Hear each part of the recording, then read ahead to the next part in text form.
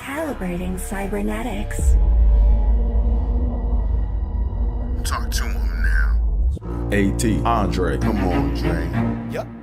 Trippin with Let's Go. Woo! Trippin with Theobold. What's your name? Theo so bold. Yeah. Driggity. Let's go. Trippin with Theobold. Trippin. What are we doing?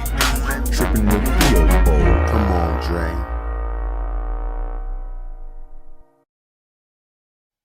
Yo. Hey, what's going on, y'all? Welcome to another episode of Trippin with Theobold. I'm your host, Andre Theobold. Welcome to the show. Glad you guys could tune in.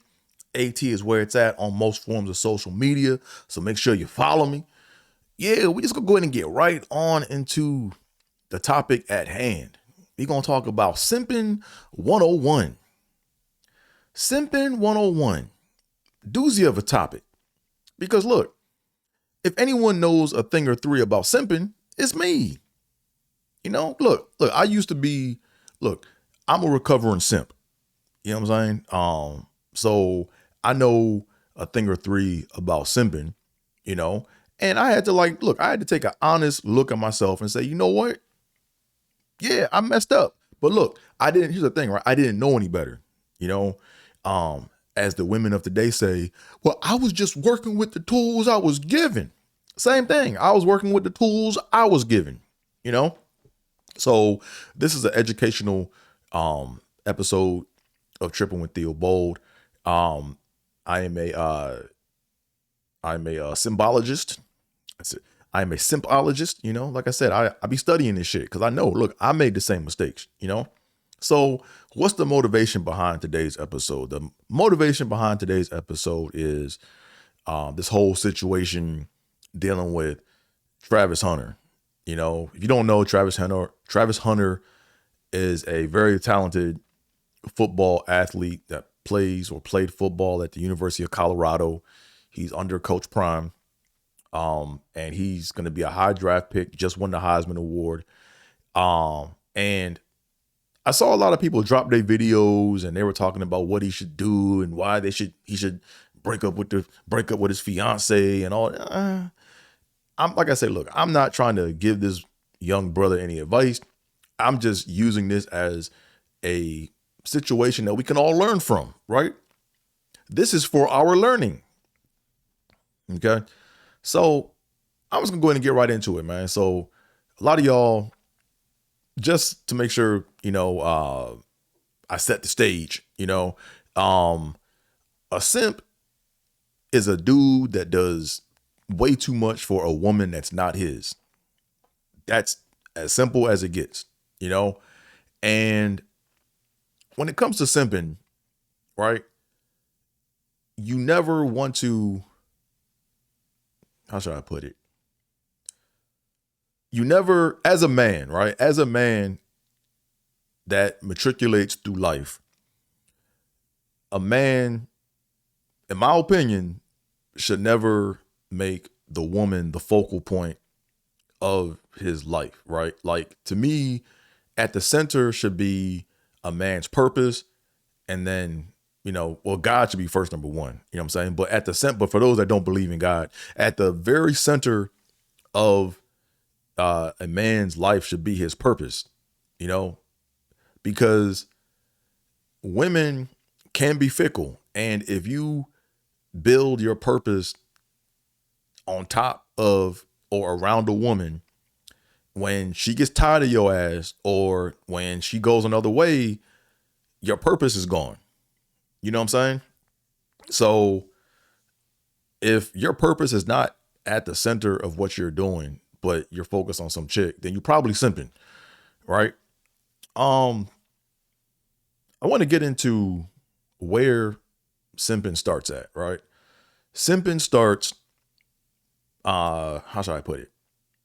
At a young age. A lot of males are, from my experience, a lot of males are groomed to be simps from a young age.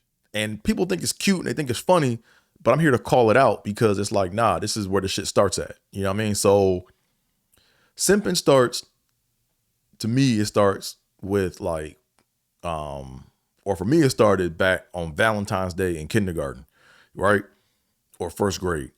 I remember, you know, going to class or going to school, minding my business.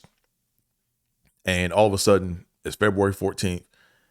And then we come to class, we got candy and cards, and the boys are on one side, the girls on the other side. And we're told that, hey, you got to go make a card and go get some candy and pass it out to the girls you like, you know, and like pass them out to see if they like you. Right. So we're taught at a young age that, oh, we're supposed to give women things so that they'll like us. And that's not how the shit worked.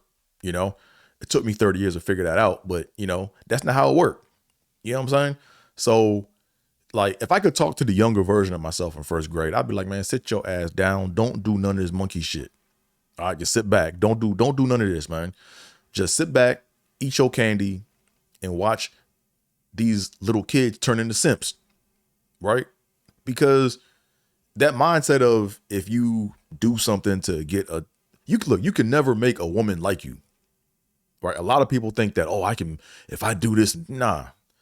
Look, women do the choosing.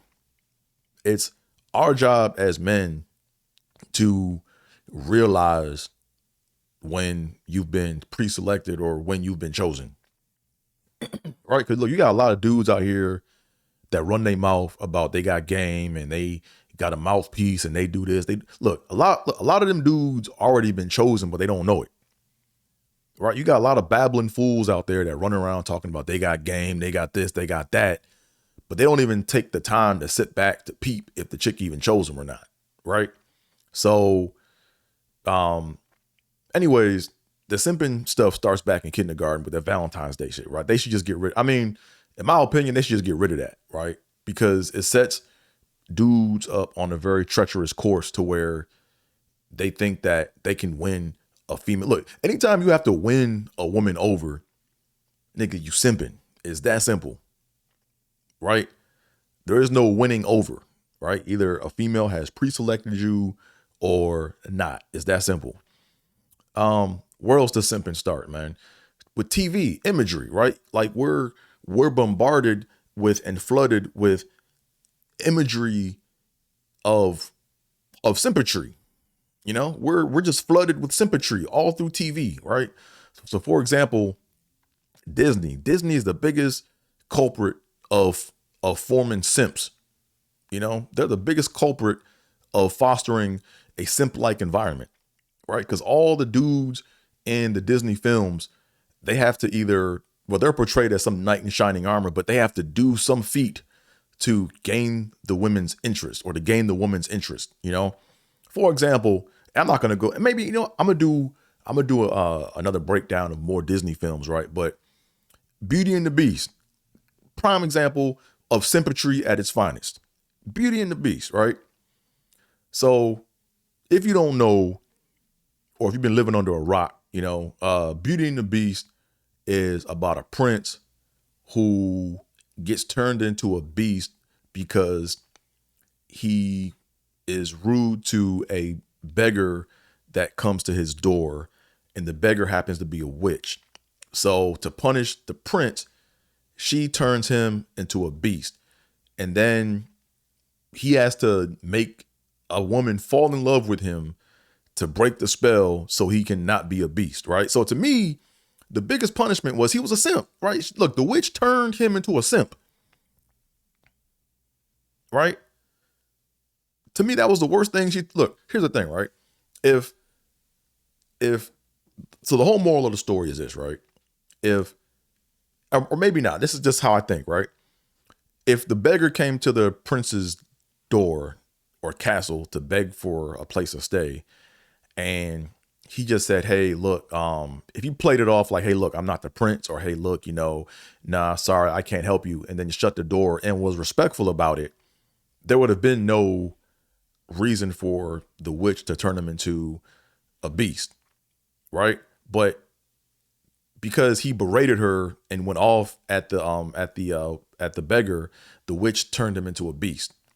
You know, so I think that really it's a lesson in, hey, just what's not being stated clearly is it's okay to say no, but just be respectful about it. Right. So let's break down Beauty and the Beast. Right. So he turns into a beast, and let's go before that. We don't even know what the prince's name is. So that lets you know right there that this movie's about simping. Anytime it's just the prince, but everyone else has a name in the cartoon or the movie, 9 times out of 10, it's probably a simp. Right? So the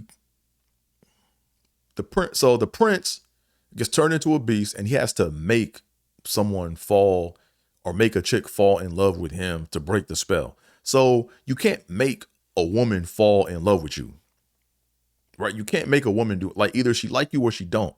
It's that simple, man. You know? So that mindset and that imagery, like, or that line of thinking teaches little boys to say, you know what? I can make somebody like me. Right? It's like that classic line in Purple Rain, right? Where Morris Day was, where he said, I'm gonna make you love me. Man, you idiot. You can't make no chick like you, man. Either she like you or she don't. Is that simple? All right. Another example of TV upbringing that cultivates sympatry was Family Matters and Steve Urkel, right? Urkel was always trying to win Laura. Always trying to do everything he could to win Laura. He became a whole nother person to win Laura. But guess what? He wasn't himself. He was somebody else, you know? So one of the things that Urkel said was, or one of his famous lines is, baby, I'm gonna wear you down. I'm gonna wear you down. Right? So think about that, right? From first grade, you taught, hey, give a chick candy and give her a card, you know, give her things, and then, you know, she'll like you. Give her things to make her like you. Beauty and the Beast, you know, you have to make someone fall for you, you know, and then you got, you know, hey, if I just wait around and if I persevere and if I just wear down a chick, nah, that's not, if you got to do all that, dog, you simping, right? You doing way too much for a woman that's not yours, right? When women don't choose you, let them go choose some. Look, there's nothing wrong with not being chosen. Like, no one told me that. There's nothing wrong with not being chosen. Nothing wrong with that. You know? So let's go ahead and get into the Travis Hunter situation, right? So, like I said, Travis Hunter, phenomenal athlete, man. You know, he could probably be a once in a lifetime or a generational talent, you know, so to speak, because I've never seen a player get drafted for 2 positions on the opposite side of the ball. I've never seen that, right? In my lifetime, the closest I've seen is like Cordell Stewart, who played some receiver and quarterback in college, and they would use him they called him Slash. I think he even punted the ball. I think he was a punter. Well, he wasn't drafted to punt, and he wasn't drafted to be a receiver. He was drafted to be a quarterback. But there were special situations where they would line him up at receiver, or they needed him to punt, like in very few instances, you know. But Travis Hunter, like, is like probably the best receiver and the best cornerback in the draft, right? So with that being said, let's go into the Travis Hunter situation, right? So let me go and pull this up right quick. If I can remember how to do this, because my ass is getting old. You know, when you get old, you forget how to do things. I don't want that. What's going on here? What's going on? Here we go, and pull this up. Okay, no, I don't want that. Don't want that. But I want this though. Okay, I'm gonna have to restart my man. I feel like a baby boomer doing this shit. Let me actually just stop this and kill that. Okay, get rid of my QuickTime player. Cancel that. Okay, come on, Dre. Get it together. Get it together. Okay. Why isn't it picking up my phone? There we go. Got that. Boom, boom. We back in business and we are cooking. We are cooking, man. There we go.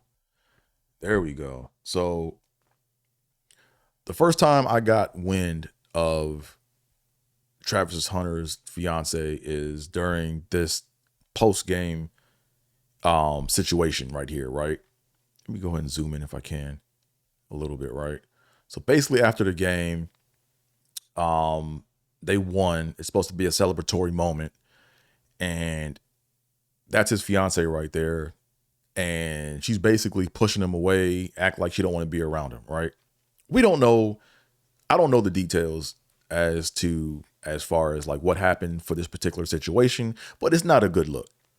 It's not a good look. That's all I can say. Imagery is everything, right? So this is not a good look. And then after that, there was a situation where he was signing autographs for fans or for Heisman fans. And then she got a little mouthy on the couch and she had a little talk back.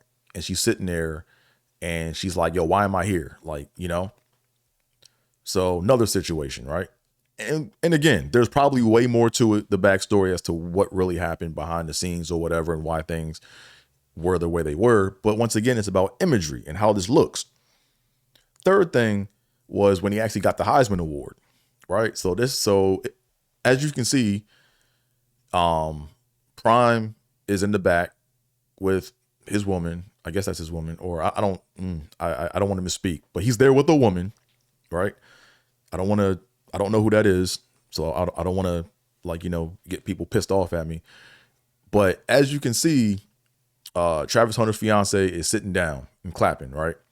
So when he won the award and was announced that he won the award, Prime had to tap her on her shoulder and say, hey, look, you got to stand up, you know? So these are 3 bad looks for someone that you claim to be your woman. Right? These are 3 bad looks. Right? So how does simping play into all of this? Right? Right? Because all we see right now are just images, and people are like, well, how can you deduce that's simping? Right? So one is he has other there are other Instagram footage or videos of him and his fiance, where his fiance is like kind of like talking down to him, you know. It's kind of like she's like sunning him almost, you know, like, hey, why don't we do this? Like she's trying to teach him a lesson on why we don't do certain things, you know. So that there in and of itself is a bad look, right? But the reason why all this points to simping, in my opinion, is she was talking about, they were like doing a live interview they were doing an Instagram. There was like an Instagram video or YouTube. I don't know what platform it was, but she was explaining how he won her over. Keyword, how he won her over. As a man, you don't win no chick over, man. Get that through y'all head. You don't win no chick over. Either she chose you or she didn't. And then in addition to that, she also kind of like dry snitched on him, right? Like she tried to make herself look all mature and ethical or moral. And she inadvertently threw him under the bus, you know, like basically she let the cat out the bag that, hey, the reason why I didn't get right back to him was because he was in a relationship with another girl when he slid into my DMs, and I don't deal with cheaters.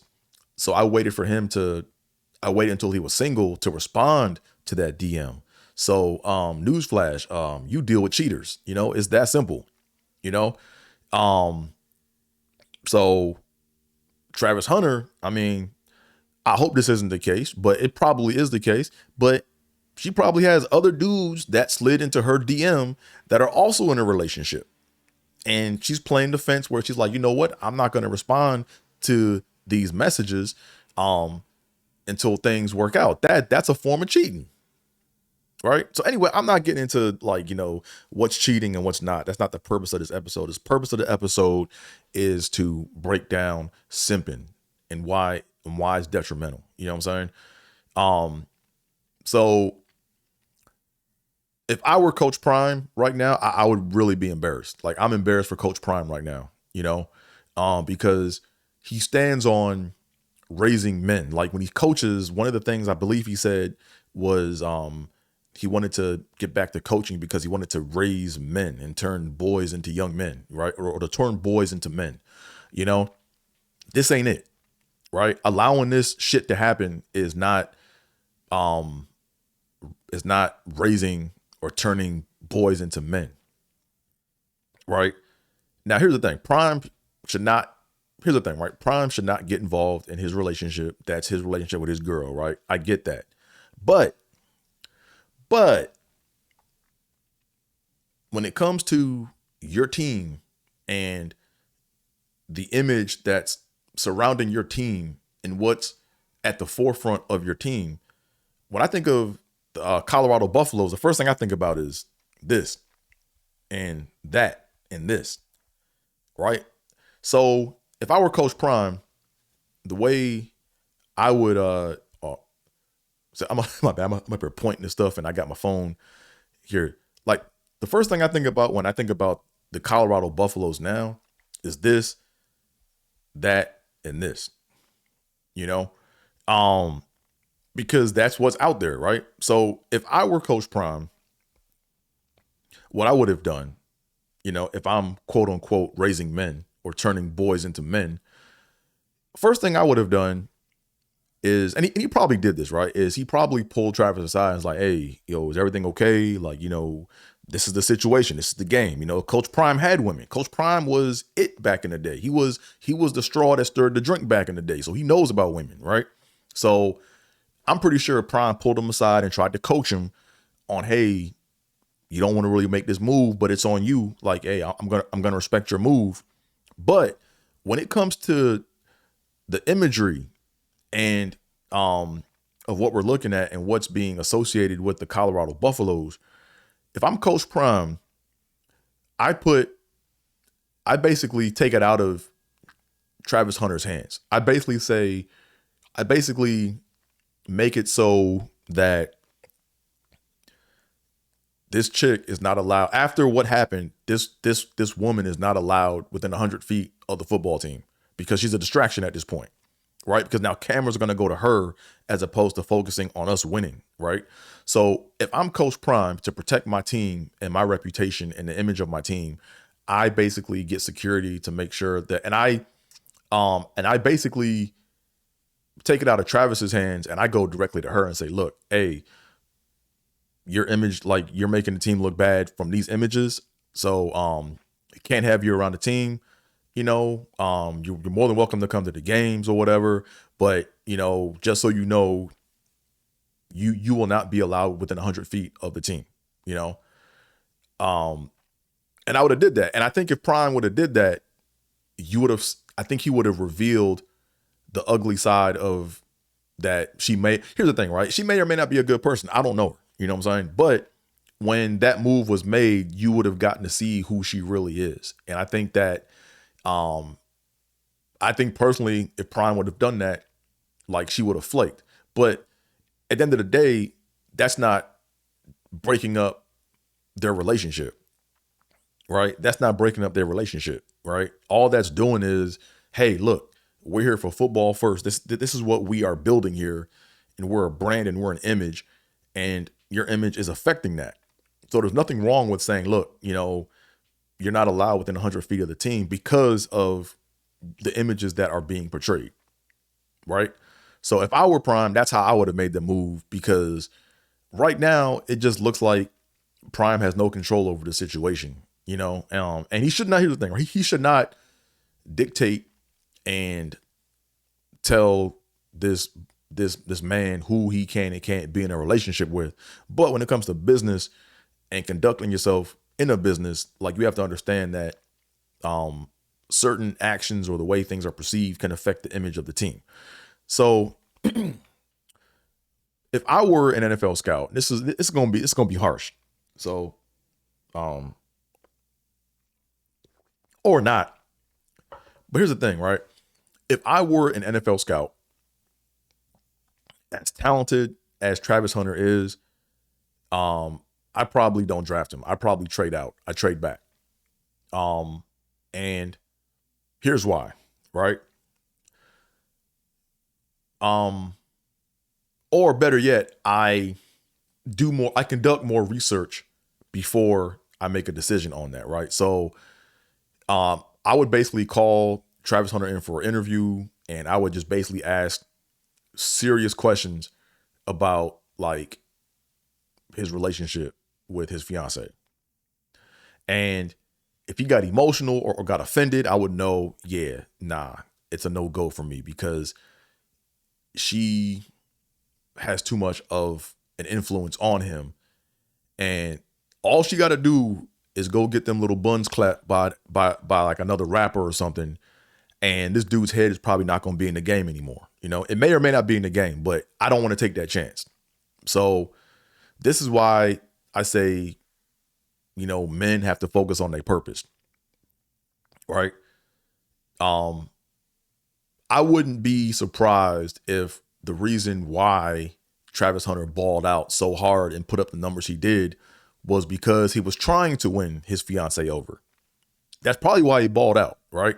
So if he balled out like that with the intention on trying to win her over, and she doesn't even respect the fact that this is the best player in college football, you know, and she doesn't respect that through all of her visible interactions. She doesn't really get it. You know what I'm saying? So if those two things are true, the moment she gets tired of him or some rapper comes through and claps some cheeks or whatever, his head not going to be in the game, right? Like his purpose is her. His purpose is not football. That's what it appears like to me. His purpose to me appears to be her and not football, right? So me as an NFL scout, I want to know where his head is, right? Like if I would be asking all these types of questions, I'd be like, yo, if TMZ got a hold that, you know, one of these rappers or whatever else came through and, you know, clapped up your chick, you know, what would you do? And what would your mindset be? You know? And I want to focus on what he says first, because if it's not about football, then you kind of know, okay, his purpose isn't really playing football. You know what I'm saying? And now you have to ask yourself, as a scout of a team, you have to ask yourself, if I have this player as talented as he is, am I cool with getting 40% of his effort or focus if things don't work out with his chick? Right? And look, here's the thing, right? I was never in his shoes, right? I was never that great I was never as great as of a football player as he is, you know? But I did try to walk onto a football team, and I did have that mindset. You know, my mindset was, you know, I didn't play football or try to do all this stuff to get women. It was more of like, oh, I want to play because I want to play. But I know that also there's a benefit of, if I am popular or if I do become a star athlete, that I'm going to get to pick and choose the women I want. And that's a flawed mindset. You know, like if you're like, man, if I just ball out and if I win the Heisman and if I I can have any chick that I want. Nah, you can have them temporarily, but once that fame and all that shit wear off, you're going to have what you have, which is probably nothing, you know? So, if I'm a scout, like I want to know where his head is at when it comes to the game, you know? And there's ways to evaluate that, you know, but just at a surface level, first glance from where I'm standing from and what I'm looking at, you know, as an NFL scout or an owner, you have to ask yourself, am I going to be okay with getting 40% of Travis Hunter's potential? Because if his head is not on straight with this chick, you're probably not going to get you're probably not going to get the maximum potential that you could have gotten from them, you know? So here's some other examples of simping, right? Like OJ and Nicole, right? Like I'm comparing them not because of like racial matters, but we can look at this, right? And we can learn from this, right? We look at OJ and Nicole. To me, OJ to me, when he pursued Nicole, that whole situation was simpish, right?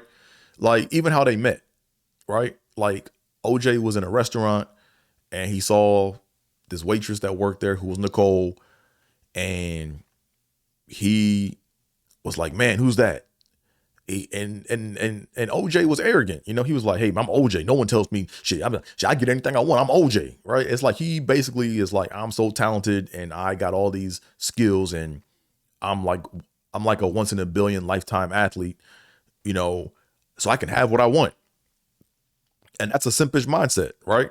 Because you're using your fame and your star power to get women, but you don't realize that shit gonna wear off. Like you're not gonna be a star forever. So once the star power wears off, do you know how to discern if the woman you have chose you or not?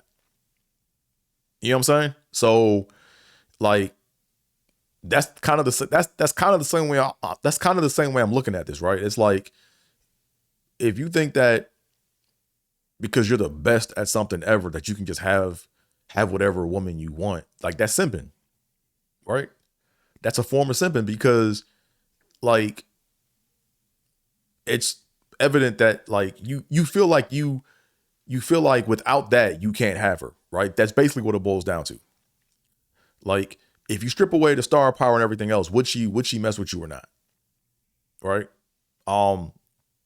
So long story short, like I said, I want to hit on this and I'm probably going to wrap up.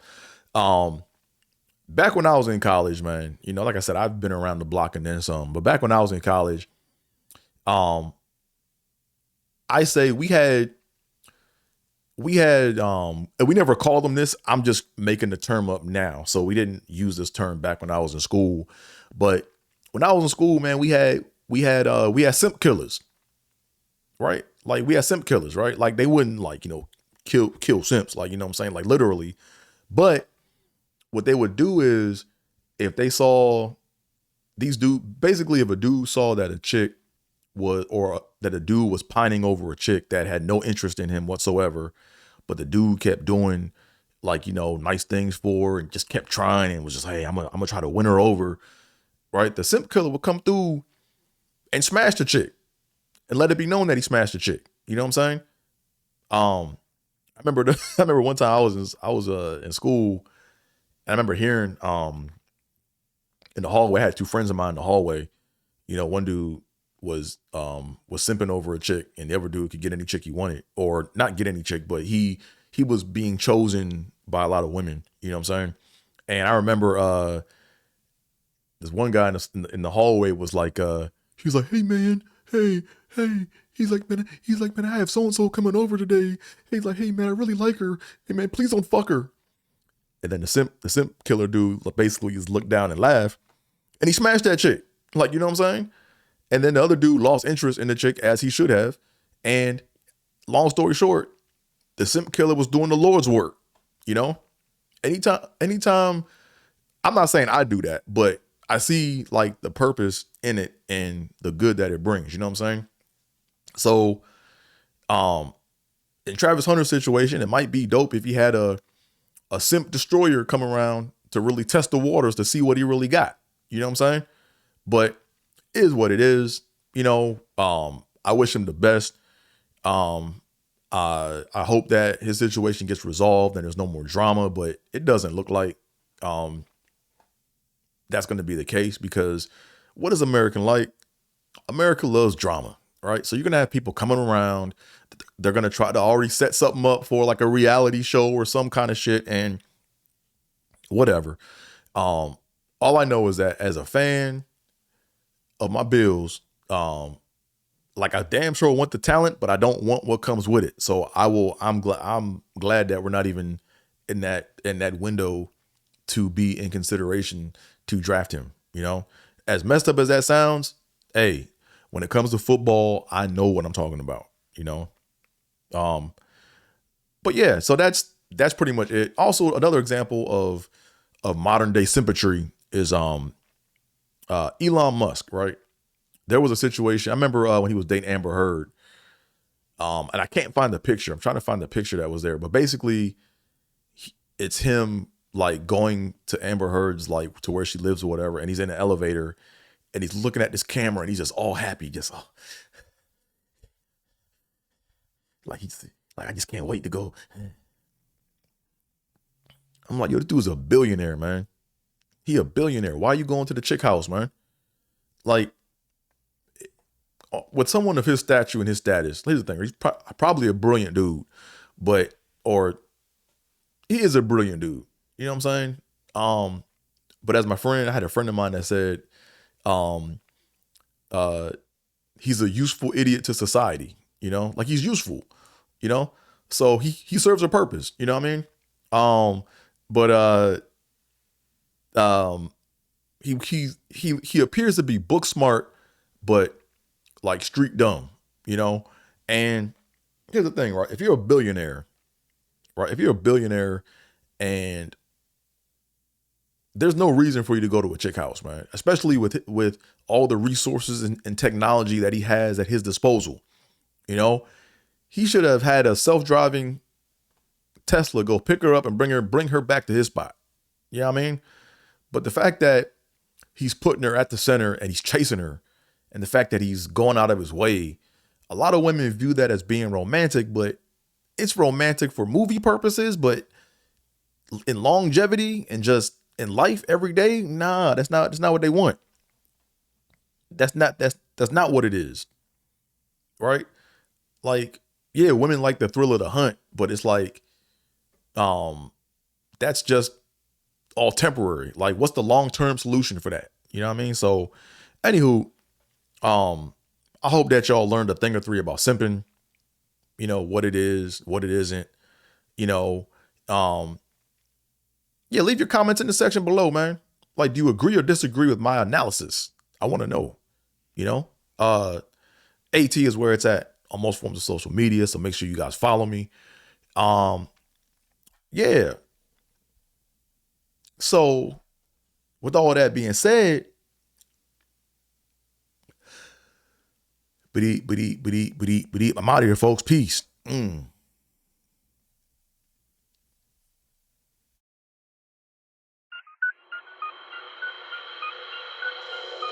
Yep. Trippin with Theobold. Let's go. Caliente. Trippin. Yep. Trippin.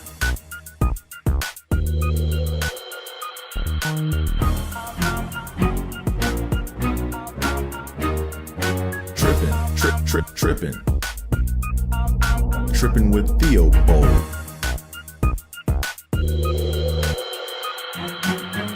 Trippin with Theobold.